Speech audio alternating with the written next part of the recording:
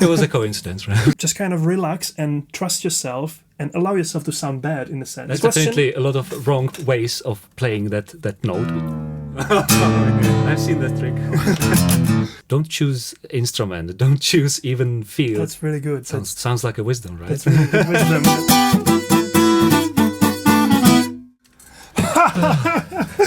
Okay, so welcome to the show. I want this series to be sort of a window for people who are not, let's say, professional musicians, because I know that a lot of my audience is people who appreciate music and appreciate the comments I make in my reaction videos, for example. This should be about you, of course, as my guest.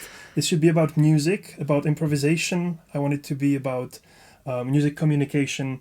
And the title I have in works, it's In the Groove, as I mentioned to you. So again, welcome. And my first question for you is, what would you say is groove? Well, so thank you for inviting me. It's an honor. And as I watched your video, and we have just to say a couple of words for the beginning, we know each other for 7 years, but we haven't really spent much time in a proper friendship or something like that. But we meet on and on since I come here to London, where you live now, and I live in the Czech Republic. It's something special to see you once in a year or twice a year and see where you have developed, and being, a guest for your first, really, in the groove is an honor to me. What is a groove? Yeah, we've probably thought about it a lot. Before you go there, sorry to interrupt you. I just want to thank you for saying that, and I also always really enjoy our meetings here when we go to grab a pint or something. And we discussed it last time we saw each other, that it would be really cool to capture something like that. So and I came here with this in mind, like pretend really there's no camera, no microphones, because when we chat, we go into philosophy, into great depth, so to say, and it's related to music and sometimes even not. And yeah, that's fine too. So back to your question. What is groove? What is groove? Well, I can open a dictionary and read the definition probably. So it would probably say something like baseline rhythm, which grabs you, which somehow syncopates, which is a rhythm to which you feel like dancing. That's how I envision groove. So even great music doesn't have to have groove if it's like for contemplation music. So I associate it with funky music and similar genres. The reason why I'm asking you about this is actually, you probably know Na plovárně, which is Czech. Definitely. Sort of interview series with Marek Eben, great musician and, actor. And he once had, I don't know if you've seen this one, he had Frank Gambale on there with his band. I haven't seen this one. So he asked this, Frank Gambale. What is groove, if you should describe it? Guys, it's not easy to explain. Well, I just think it's everybody being in some kind of sync. Music is sort of an organism, really, and groove is when the whole thing is moving in this beautiful rhythm together. From the word in English, actually, literally, it's like a canal through where everybody flows through. Music is based on rhythm. It's like a clock. Yeah. And then all the members of the group has to follow the same clock. And then the tighter together we are, in that clock, this is the groove. This is where we sync together according to that clock, which is the tempo. Yeah. The more it dances, the more it's comfortable, the deeper is the groove. How I began to understand the word is not just the sort of funky groove that we tend to think of. Right.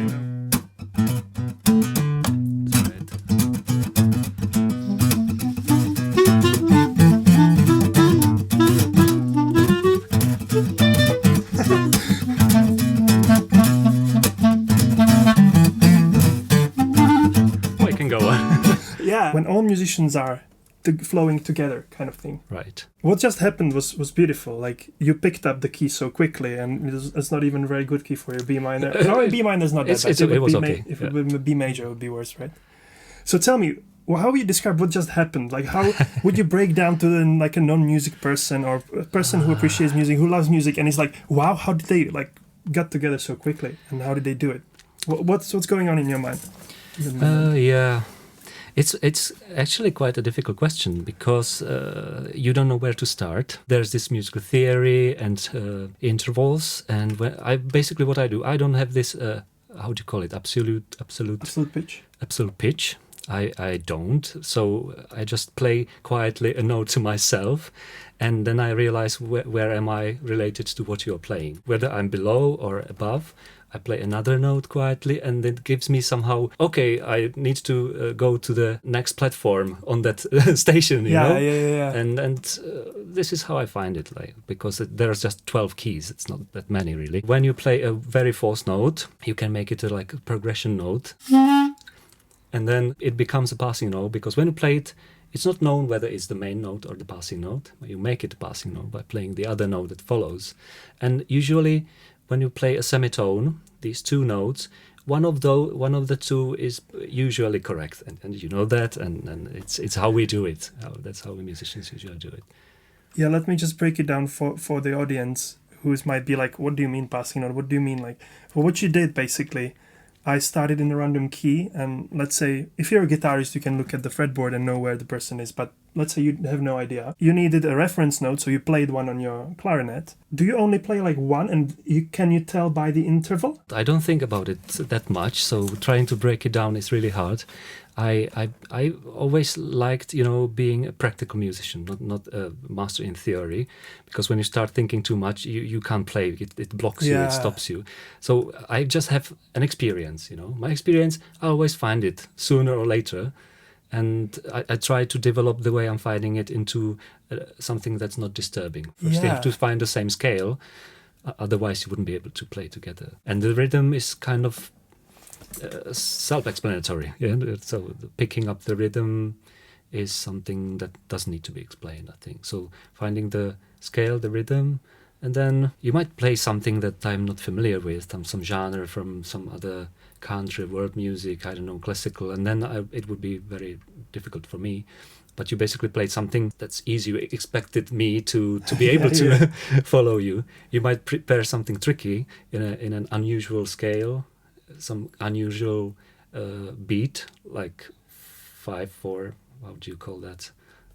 Yeah, like some odd metrum or odd time signature. So if you wanted to confuse me, you can prepare as many traps as you like, and it would be hard for me. It's like speaking. Sorry, speaking for a language which you don't master, but when the two people really want, they can use gestures. They use their intonation, facial expressions, and then they know what they're talking about, even when they. Yeah.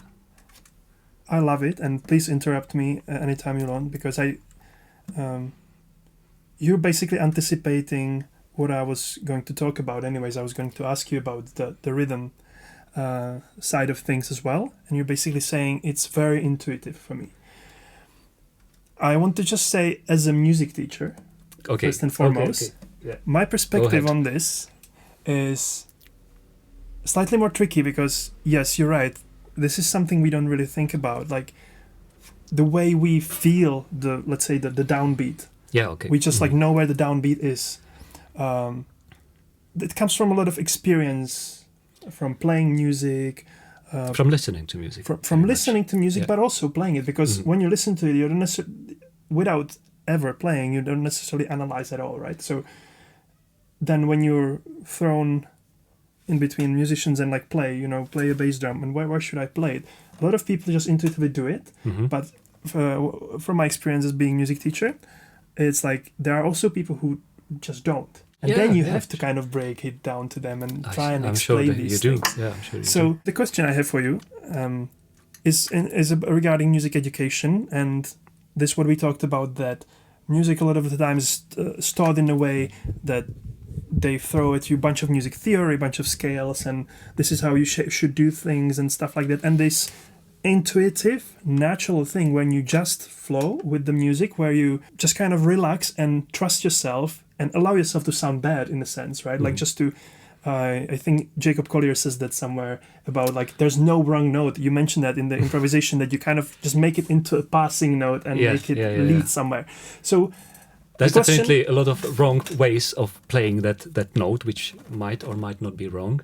but he's right. There's no wrong note, but you might definitely, if you don't know what you're doing, then it might really sound like you're playing wrong notes. But he can say that because I know. it never happens to him anymore. Like he really cannot play wrong notes, even if he wanted to. What is your experience with music education? Whether you've gone through music school, I'm not really sure. I don't know. Yeah.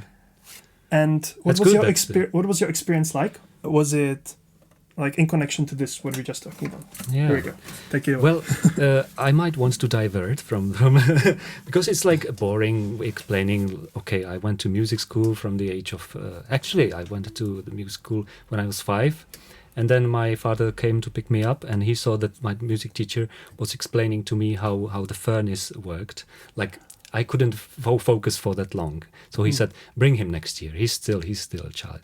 But I played like flute, and they realized that's something I like. So I started with music at this age, which is like perfect age to start, like around 5 or 6. And I played the flute, then the clarinet. And I never went to any higher level music school because I went to grammar school and university. I studied geography and English, so music has always been my. It was actually good that it was my hobby. So I wanted to keep it in a way that I do what I like to do. I know a lot of musicians, especially when they're forced to make a living through music, they are forced to play. They play in an orchestra because they make money, and they might like the music, they might not like the music, and it might become a trap. For me, it has always been like really a pleasure. So that's basically it. There were a couple of people who I consider my teachers, apart from the music school, because I went to a singing choir, and when I saw we had a wonderful conductor who stopped the music after we started singing. He stopped it after half a second, and he could already tell what's wrong. So he was able to like put us into the right mood, in the right concentration, and simple things like these can teach you a lot. Like, okay, you can really focus more on this and that, and then you carry this along during your life, and you reference it during further experiences, and you might think, what would that that teacher think about this? You play in a different band, and you think, if he was here, he would do it this way, and so you still keep that teacher with you. It's brilliant. And there were like 2 or 3 people like this who influenced me. I wanted to divert, but now it's gone. But you're probably you've already something on your mind. It's very, again, experiential, right? It's the one-on-one connection with the teacher is really important, as I'm hearing you say. It's almost like the model of like being apprentice and then the master, right? It doesn't have to be one-to-one, but yeah. But I mean like in-person thing, that you can't read it from a book. Not so easily. Yeah, that's right. As you say, like he did something and you were like, oh, you can do it like that. Yeah. You can't get that from a book, right? Like, he might be saying the same words that are written in the book, but he's putting an emphasis on it. He jumps at this statement like quickly, and then you realize, oh, that's really important. Then he's not just saying it. Okay, just do it this way, and then you forget it because he's not putting emphasis on it. You know that non-verbal communication is about how many, like 70, 80, 90% of all the communication, not the words really. So that happens with the teacher.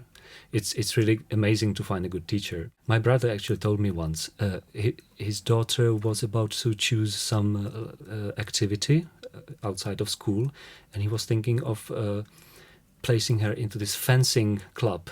Okay. Not because she would be interested in fencing, but because the guy was like really a star. He used to be a world champion something, and he said he's a brilliant teacher, so whatever he's teaching, he'll be teaching other stuff like attitude also, discipline, whatever.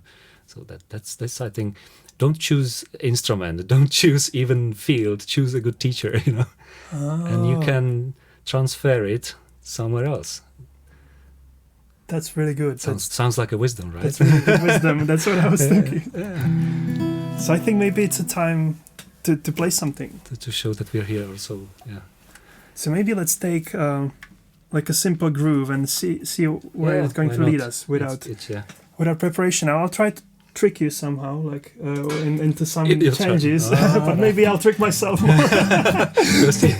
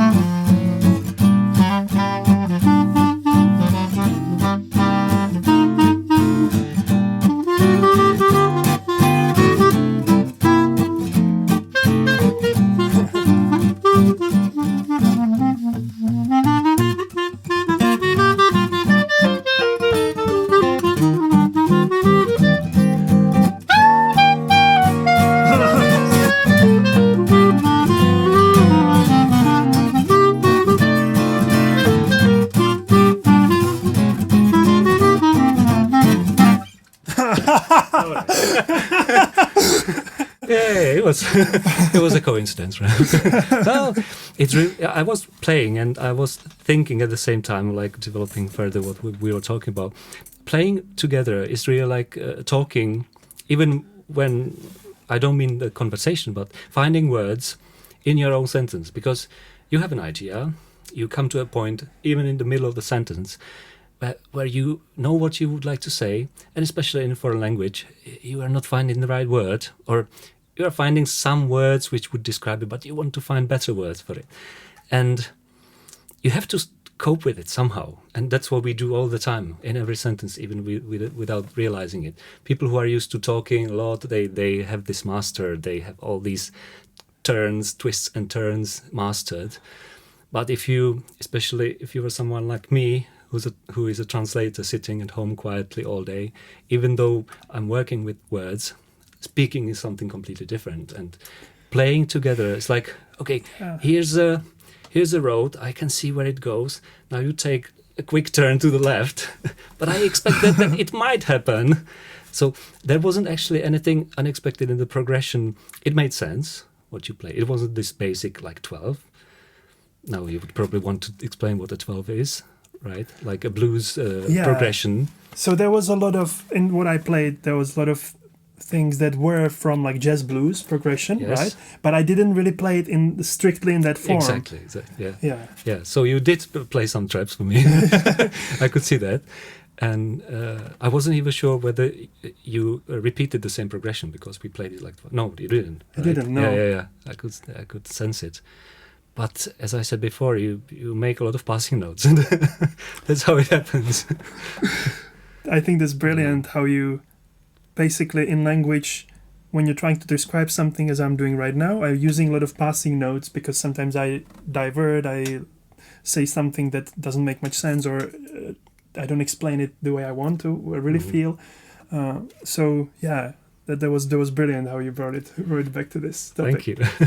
And with the improvisation we just did together, I just want to say I also played these changes because I know I can afford to do that with you. Because thank you. It's an appreciation. Because you pick up on these. Like I played some, minor subdominant chord there, and you just immediately like your melody shifted and changed, and I pick up on these things as well, and I'm like, oh wow, yeah. That did happen. Yeah, exactly.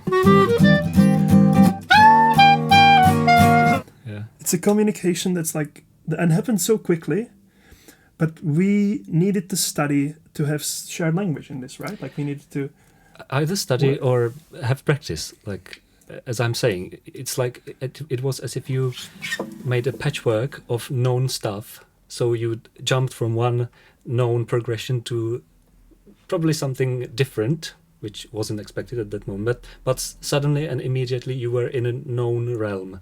So I jumped right after you somehow. Coming back to language, we also have to follow grammar. So even if you're not finding the right words, you try to stick to, you know, I can't speak in a way that a person who's learning a language a week is speaking. It would be unbearable. I wanted to ask you about your instrument, a beautiful instrument, that's clarinet. true. How do you think about role of clarinet in different genres and music? Because I don't really know where clarinet is, like what are the main composers, let's say, like in terms of classical music for clarinet, and the genres I connect to clarinet is the Dixieland and swing and these sort of things. So how do you think about that? I'm happy to play clarinet because it's really a versatile instrument. Of course, it's an old instrument which wasn't always in this form. It had some minor developments, and it's an instrument from the classical time. So all the great composers wrote something for clarinet, or there was clarinet in it. I wouldn't really want to go in deep into this because I don't know much. I like listening to classical music, but wouldn't be able to tell you names, you know, of symphonies or other pieces. Yeah.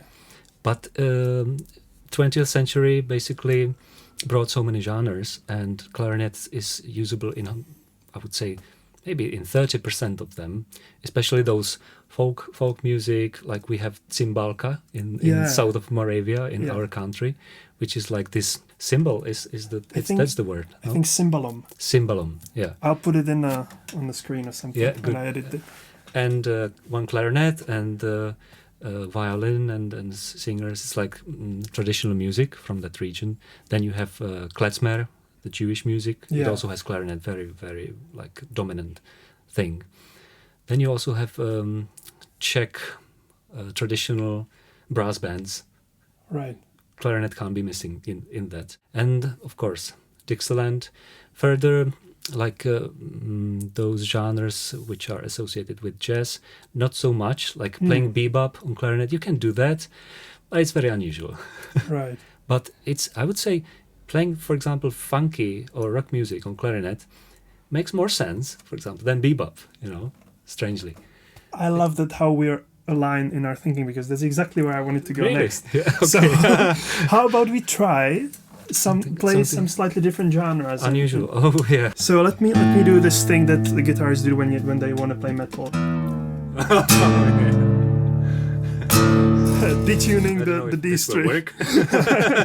I've seen that trick. Well, at least you know that it's going to be in D now. So I'll just play something that resembles of metal music, and let's see how clarinet works with this. Even though it's obviously not going to be metal music with acoustic guitar. Of though. course. Yeah, but you know, you get what I mean. Makes it simpler for me.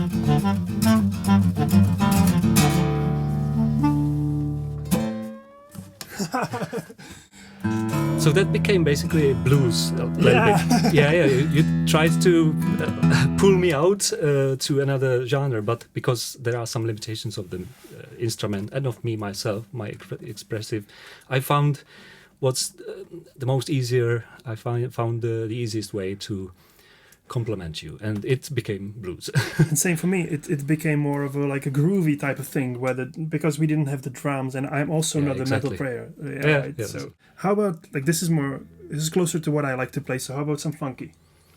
Let's do that.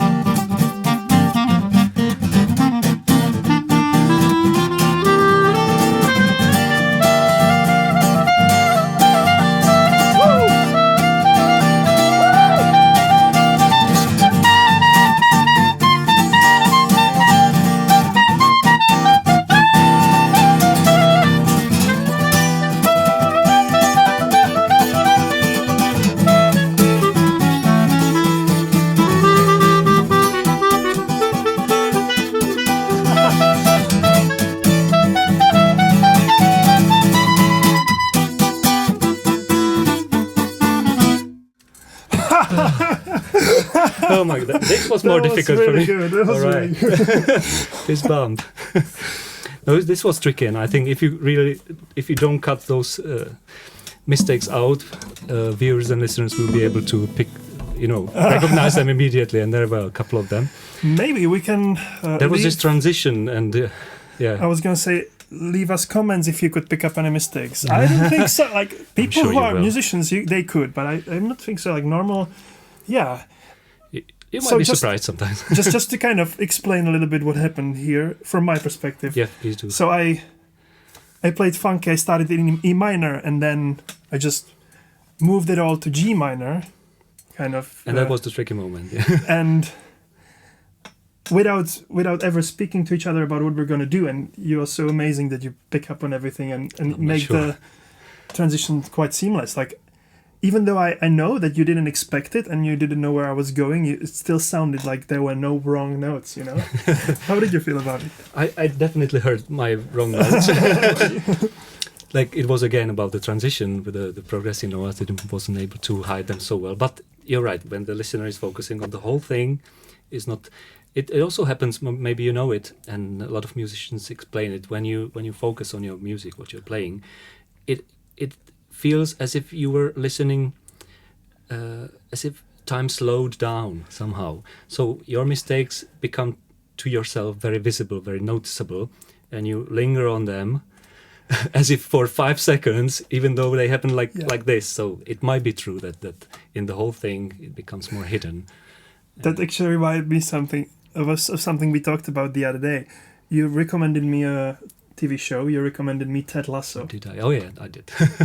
And what you're just talking about is like when you hinge on the mistake. Yeah. And Ted Lasso says this thing like, be a goldfish, right?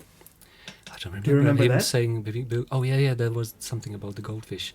Like forget immediately. Yeah. That's the notion. Because the whole goldfish apparently, he says, like has like 10-minute memory or whatever. Yeah, And like when yeah. you make a mistake, if you haven't seen the TV show, check it out. It's like about a football club, and when you make a mistake, you can get into your head about it. And the same thing goes for improvisation. You sometimes feel like, oh, I messed up this note, or I didn't really play the right chord or whatever.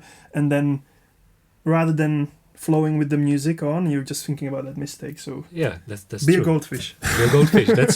That's a good tip. Yeah, Although that 10 minutes might be a bit too much. that's right. Maybe forget about the gig that you just messed up. What as a I goldfish. also want to point out is that the change of tune. You said you started with E minor and then switched to what was it? G minor. G yeah, minor. yeah. At that point, it happened like 3 times, and in the third repetition, you looked at me. Maybe you didn't want to prepare me. You wanted to keep that trap like there, but that's what we musicians do. If there's something like going to happen, some change, we just look at each other. Yeah. Even though I wasn't looking at your face, I was looking at the guitar. I noticed that oh, don't forget, here's the thing. Like that was the message. So it helped me realize it, like something's happening. That's what I find brilliant when I go to jam sessions, when musicians who never play together are able to decide how to progress, especially the endings. When is the coda happening, and what kind of coda is it going to be? You just the singer, the lead singer or the lead instrumental musician just nods, and everybody knows what's happening, and that's brilliant, right? Yeah. And with you, I seem to be able to do that as well. At least like to agree on that ending, even though we don't really play together. Yeah, I anticipate endings several times. Yeah. So it's better not to play a note after the end of this block. Yeah. To wait for it, what will happen? It might be one big embarrassing thing to play after everybody has stopped. Yeah, so it's then you have to develop it like it was like on purpose. Yeah. And you're done.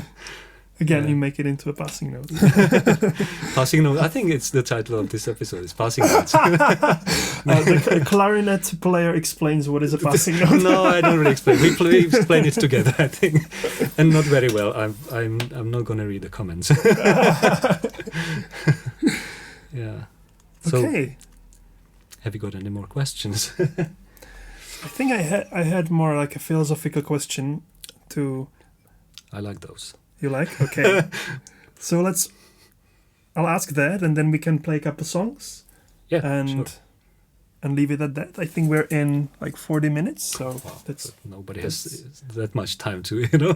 Well, I mean, podcasts can be That's true. Yeah. multiple hours, right? Yeah. But yeah, let's keep this under an hour. So the question is like a bit more philosophical because I'm interested in this stuff, is about role of music in society and, in my eyes, decline of perceived value of music. Okay. In the sense that a lot of the mainstream mindset, and this is like generalizing, of course, but is very materialistic in their thinking. Like religion is declining, the spiritual stuff kind of is declining a lot of the times, and we think there's like nihilistic thinking of nothing really matters, and then the reductionism where you think of the world as a bunch of atoms, right, and things like that. And this sort of meaning and this, I think I mentioned to you when we talked last time, this non-propositional way of knowing is kind of not seen as important or not seen quite literally as real. And music speaks to that kind of level, I think. Yeah. And so in my eyes, I see, you see, like there is hard to make money from music. It's increasingly harder, even from the streams and stuff like that. And I just listened to a YouTube video today that was talking about how a lot of the musicians are on YouTube, but they do something what I do. Like they focus on different things because the music doesn't get any views. So they have to do different things, right? So they like, Yeah. obviously there's cover bands and stuff, but still you need to do, like, I don't know, maybe I'm wrong about this, and I hope I am, and I hope it change. So how do you see this role of music in society, whether you see it as important, how do you look at all this stuff? And feel free to go wherever you like with Wow, this. you touched upon so many perspectives and things. I really had like 5 things in my mind, and Okay, now let's I'm take it one empty by at one. this moment. No. Well, one point that I had in my mind was where I had lunch today, actually, because I went to, you probably know the place. It's called Mercato Market. Mercato Metropolitano? It's actually a food court in a church. It used to be a church. Right, and I know. I ordered some Indian. I ate Indian, and I looked at the stain. What's it called? The beautiful glass, which you have like instead of windows in churches. Yes. Yeah. And all the like altar was there, and all the decoration, they kept it there. So it really does look like a, and it connects with what you are asking, because I was focusing on food, which is so much non-spiritual. Yeah. I'm sorry to all the chefs and gastro people. yeah. It somehow is, and then I looked at the decorations and I thought, wow, I'm really somewhere else now in my mind, you know. So that's just one idea of how disconnected we are becoming. That's we make like, you know, food in it. It's a funny concept, so I'm not saying it's a bad thing, but it's an association. That's what came to my mind. Yes. But what you are saying, that a lot of musicians are trying to do something else, what you're trying to do on YouTube, it's not necessarily a bad thing. We are at a transitioning point to something new. I'm an optimist, so I still believe people, experience nice things, and for that they need to be saturated on many levels. And one of the level is this like kind of spiritual, cultural level. The other day I was watching, I don't know what this video is called, but it's presented by Brian Eno. You can find it probably on YouTube. Brian Eno explaining role of music in today's world. And I can't repeat his words, but what he explained is that it connects us. It's similar to what you're saying, that it's a universal language. And the world seems to be saying, this we're losing this. We're like disassociating with ourselves with this, and it's becoming less and less important. But I don't think it's true. Look at how many music people still consume, even though it's become different. You know, you used to have a vinyl or a cassette.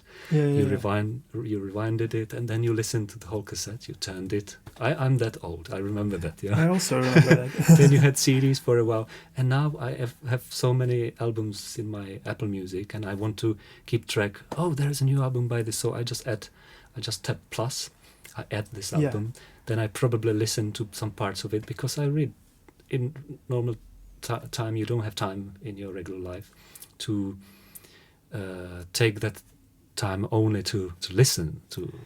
So you usually listen because of you have Bluetooth headphones, which are very comfortable. You can wash the dishes, you can go jogging and listening to music at the same time. You know, okay, 40 years ago there was Walkman. You could do that back then, so it's not a new thing. But it's changing. The world is changing so rapidly. And you seem to be saying that it's also true that musicians aren't able to make money as easily as they used to. My teacher, for example, when I was a kid, and he taught me how to play the flute and the clarinet. Later on he told me, well, I used to play in this quartet. I played the violin, and I was able to afford a house after playing like for 20 years in this. And he played in a small town, in a hotel. Every night he played in this quartet, and it was, you can't do that anymore, you know. It's not so easy.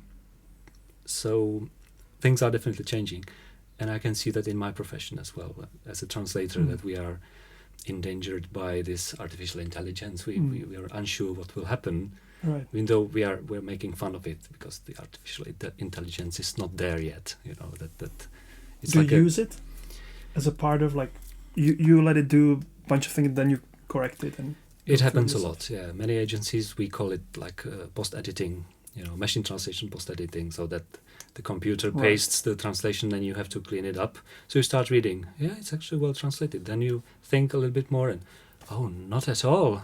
It's like written by someone who wasn't thinking. And that's the hard part. So you basically delete it and you write it in your own words, and that's why we laugh. But we won't be laughing very long, I guess. I'm not really sure if I answered your question. That was brilliant. Some parts of it, maybe. I thought it was brilliant what you said. And I kind of want to end it here.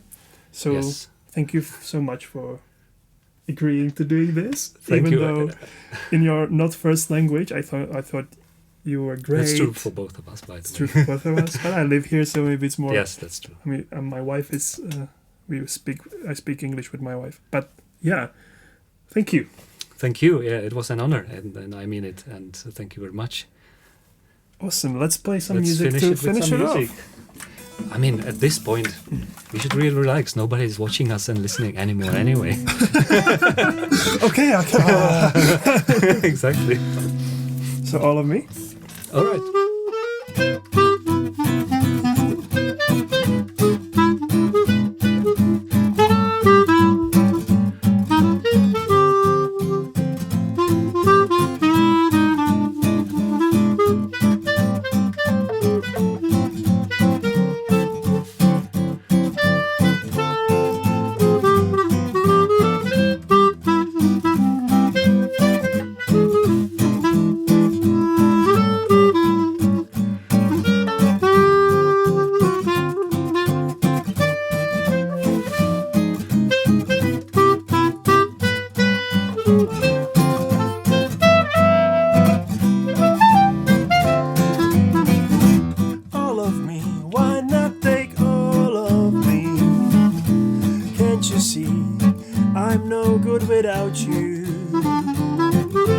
Take my lips, I want to lose them. Take my arms, I never use them.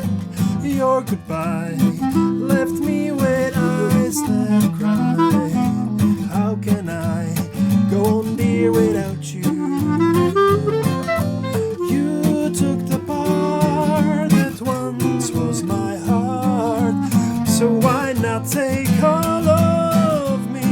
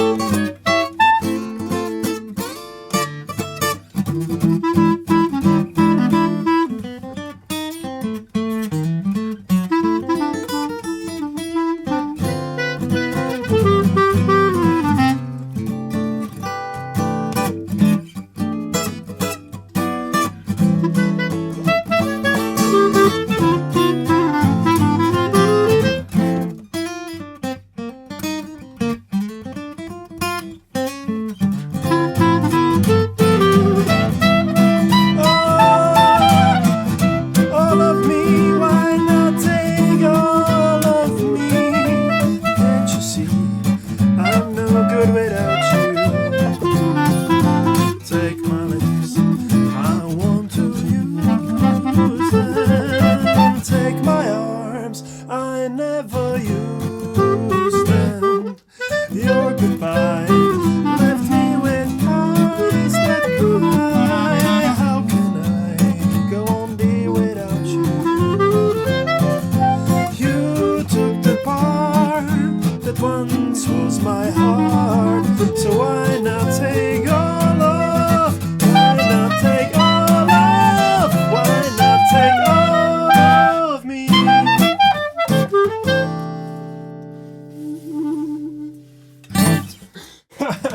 Thanks for watching. How about the?